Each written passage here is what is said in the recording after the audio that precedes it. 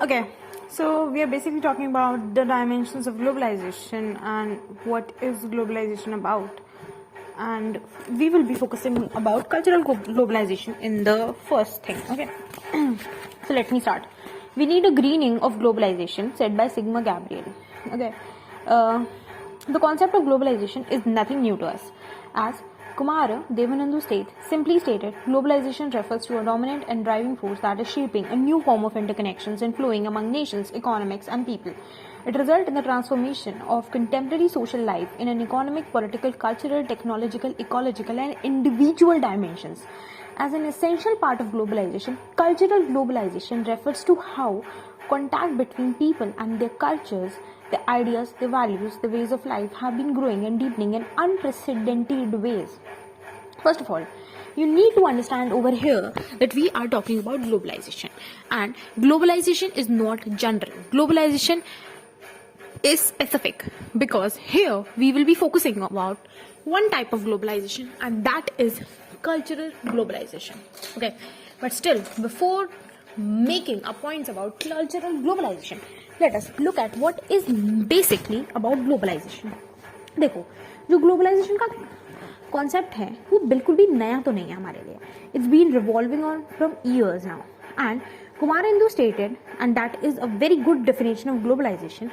We'll come about more definition of globalization and culture नीचे जाके, but still we'll focus on this one. It's a very dominant and driving force that is shaping a new form of interconnection. And here the key word is there are new forms of interconnection and flows among nation, economics, and people, and it results into transformation of contemporary social life. That is economic, political, cultural, ecological, technological, and individual basis. You get it? So that is a simple definition of globalization, that it is not new to us. It has been happening among the nation, economics, people, and it has new form of interconnections, and it result into transformation of contemporary social life. Okay, so the contemporary social life is transformed because of globalization. It basically means कि social life से related हम बात करने वाले हैं यहाँ पे, and social life या सोशल ग्लोबलाइजेशन का ही हम कहें या सोशल लेवल का ही एक सब यूनिट है cultural globalization. Globalization can be economic, political, social, and social globalization का एक सब यूनिट है cultural globalization. Okay, and it can be economic, political, cultural, technological, and what not. Okay, but let us focus about cultural globalization over here. So if I'll talk about cultural globalization, it refers to how contact between people and their cultures, their ideas, values, life, ways of life, everything changes and grows. It doesn't remain the same. So the culture keep on changing itself, and that's very important. I think people need to understand that culture is very important, and people don't get that.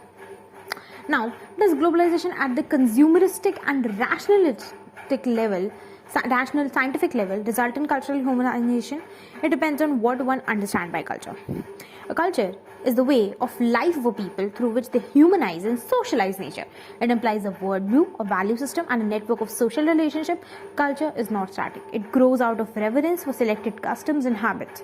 Indeed, Webster Third New International Dictionary defined that culture is a total pattern of human behavior and its products embodied in speech, action, artifacts, and dependent upon men's capacity for learning and transmitting knowledge to succeeding generations.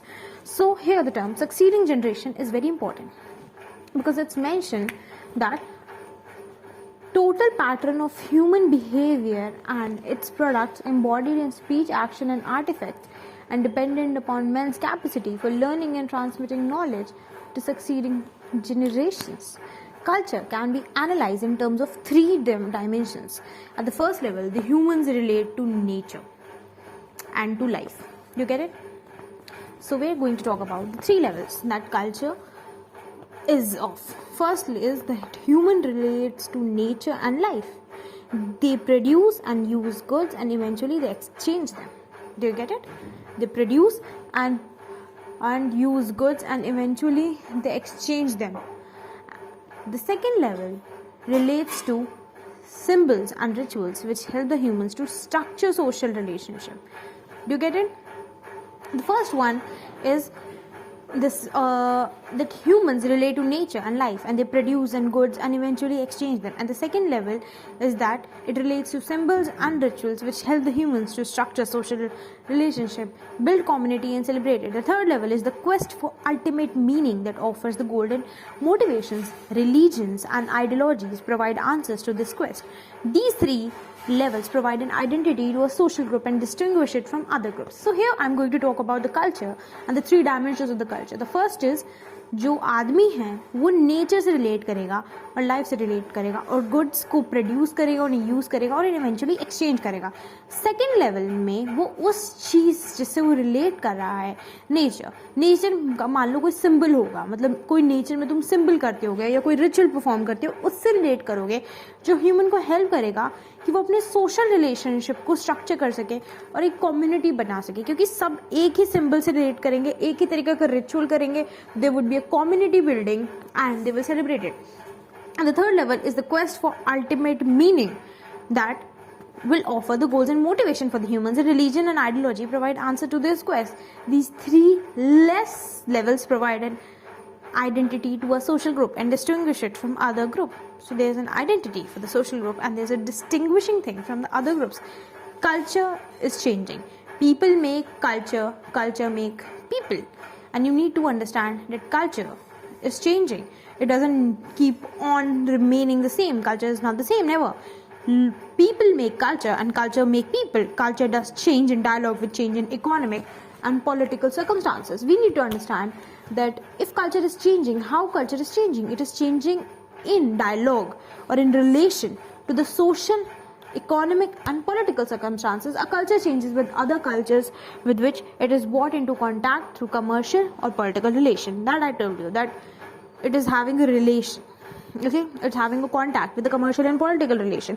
However, culture are constructed by people. At the source of culture, there is social agency. A group of people with freedom and creativity. Creative persons can contribute to the change and development of culture.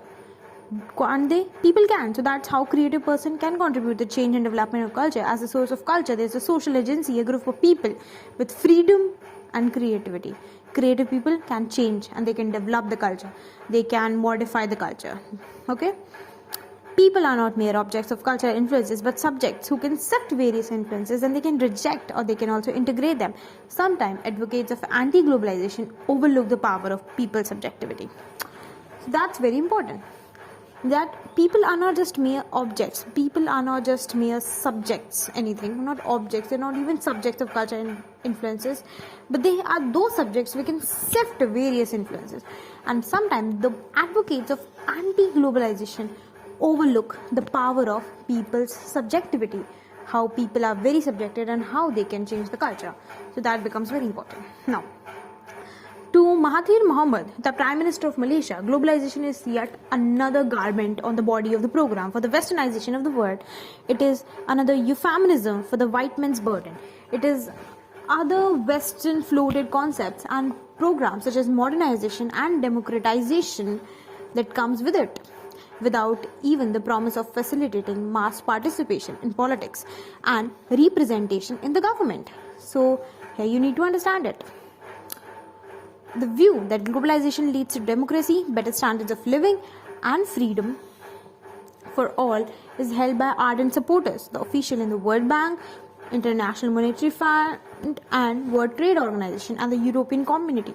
But other people don't believe it, and that's how we make it important, how we understand that other people, that are people around the world, for example the Malaysian Prime Minister or the leaders of the developing countries, they feel that globalization is another garment on the body of the program for the westernization of the world. You get it? It's a garment on the body of the program that people want the world to become westernized, and it's white men's burden. It's another euphemism for that. So it is other western floated concepts and programs such as modernization and democratization without even the promise of facilitating mass participation in politics and representation in governance. The view that globalization led to democracy, better standards of living and freedom for all, it's already always by the supporters, the officials in the World Bank, International Monetary Bank and the World Trade Organization and the European Community, and it moves like this. Okay, that's what he's trying to tell you. Now, the economic economics of education of globalization will also show that this movement will be difficult to stop by conventional means of free trade and competition among the developed countries, or we can say the so-called north, and relatively the poor countries that are called the so-called south. So there are clearly many individuals and firms who benefit from this aspect of capitalism of all the countries, but most of these are negatively impacted at the people from the less developed countries. So here we are talking about the economics of education of globalization that will also show that this movement will be difficult. Do you get it? That this movement will be difficult to stop by conventional means of free trade and competition among the developed countries of the so-called north and the relatively poor countries of so-called south. So these are clearly many individuals and firms who benefit from this aspects of capitalism and in all countries. Now, I'm going to focus on the negatives of this, because at least we know that there are few negatives that can't be ignored, and I think that shouldn't be ignored, at least, that how globalization, whether it's at cultural level, economic level, social level, political level, ideological level, philosophical level, ecological level, psychological level, at any level it is harming us. So we need to focus on the negative aspects. So let us begin. In reality, globalization directly threatens human rights everywhere, especially in the poor countries. Each year, hundreds of billions of dollars from the developing countries are transferred to the developed ones in terms of trade debt service and profit flows. These transfers have detrimental effect on human rights by eroding funds and for improving basic health, education, minimum shelter and education in the other poor countries. Others see globalization not only inevitable but also a positive process. Consequently, in the short run, globalization as transnationalization of firms is not only widens the gap between the developed north and the underdeveloped south, it also polarizes social class in every country far more than are now said. At the heart of globalization is a new kind of intolerance in the West towards other culture, traditions and values, less brutal than the era of colonialism but more comprehensive and totalitarian. Martin Jacques said that. Okay, did you get it? Who said that? Martin Jacques. Now, humanization influence on the culture. Now, let us look at this thing, that how it goes like this. What's influence on culture? Humanization. Global humanization has an impact on culture at all the three levels mentioned above.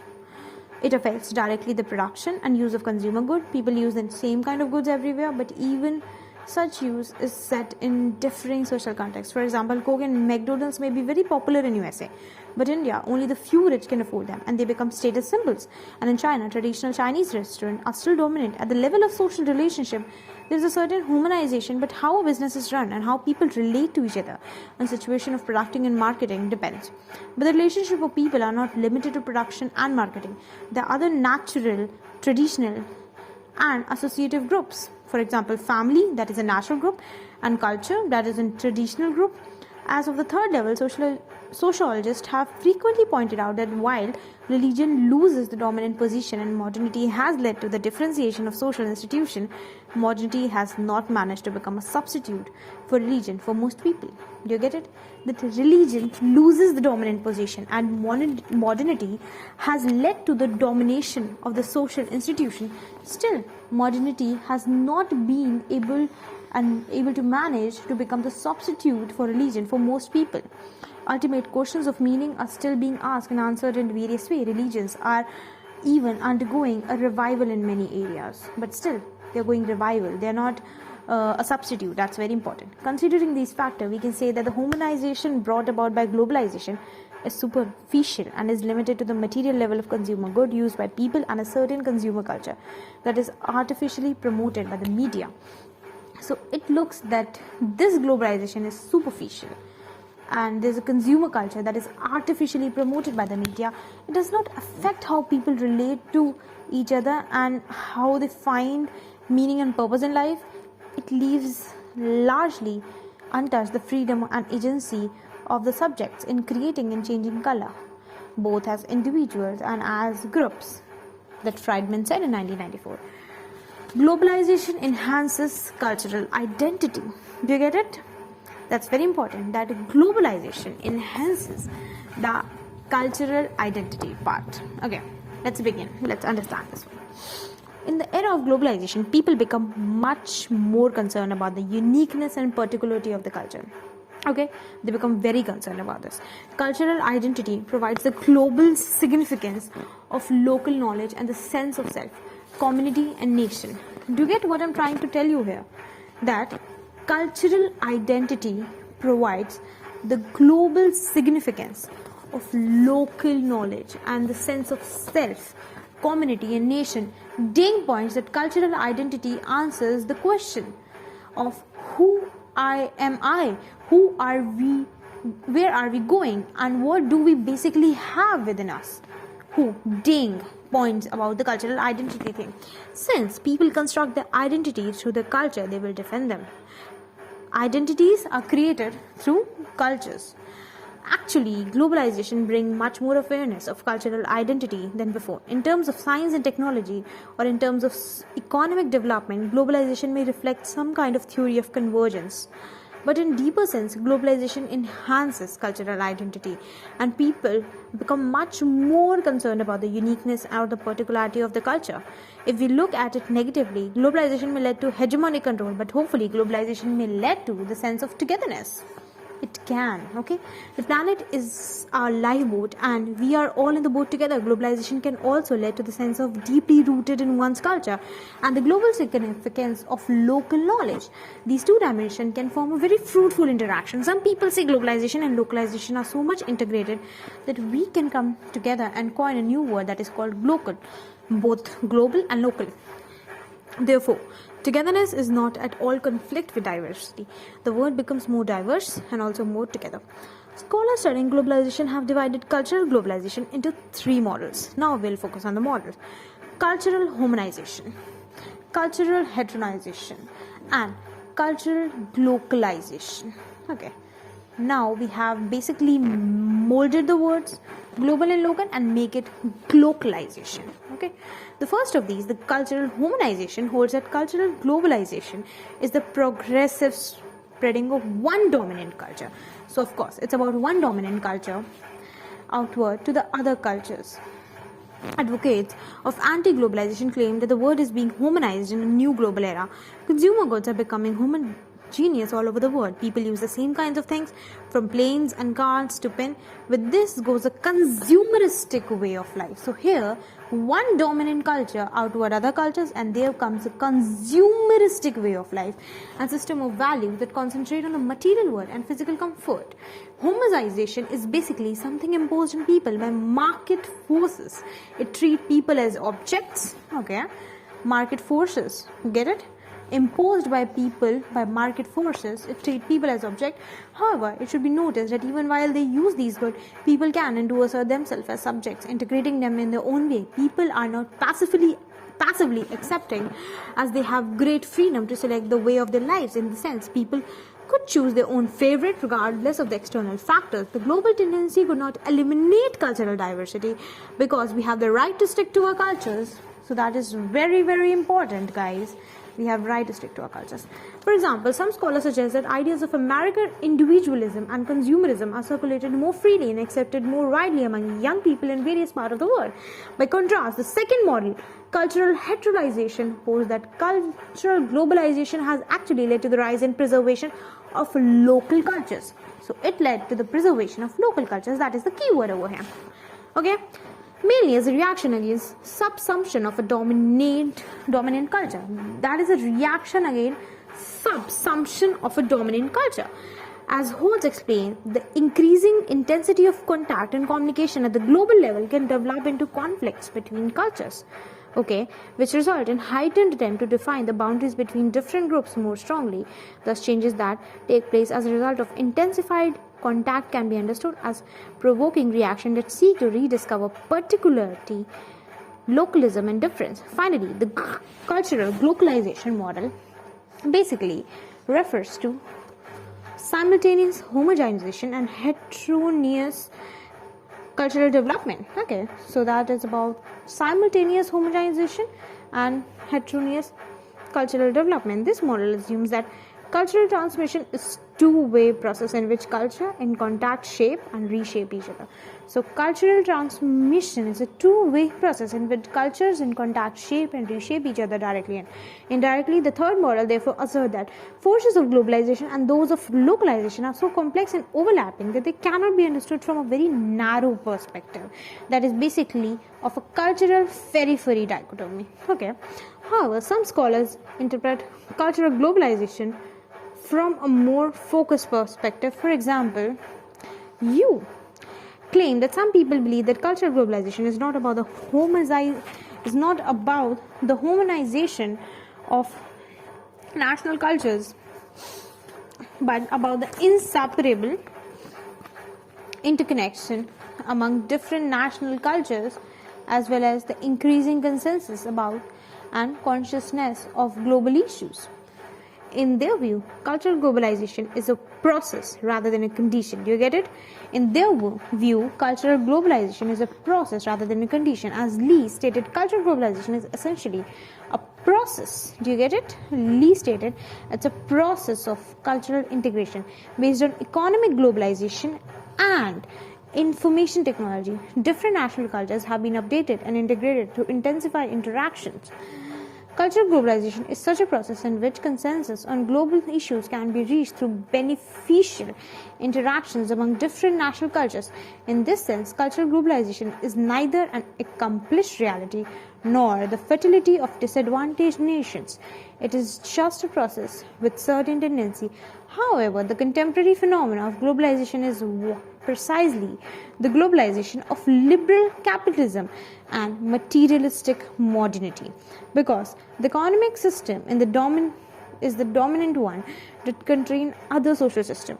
A materialistic and consumeristic culture is spread through the mass media to the people. The natural way of life is changed into mechanistic and individual one. The gap between the rich and poor in each country and between the rich and poor is increasing. The world may be a global village, but not still a global community. So that's what post-globalization, the debate would be that how much more are we going to liberate life, said by Nirmala Sitharaman. So it becomes very important here to understand that everyone have different perspective about globalization. The people with the more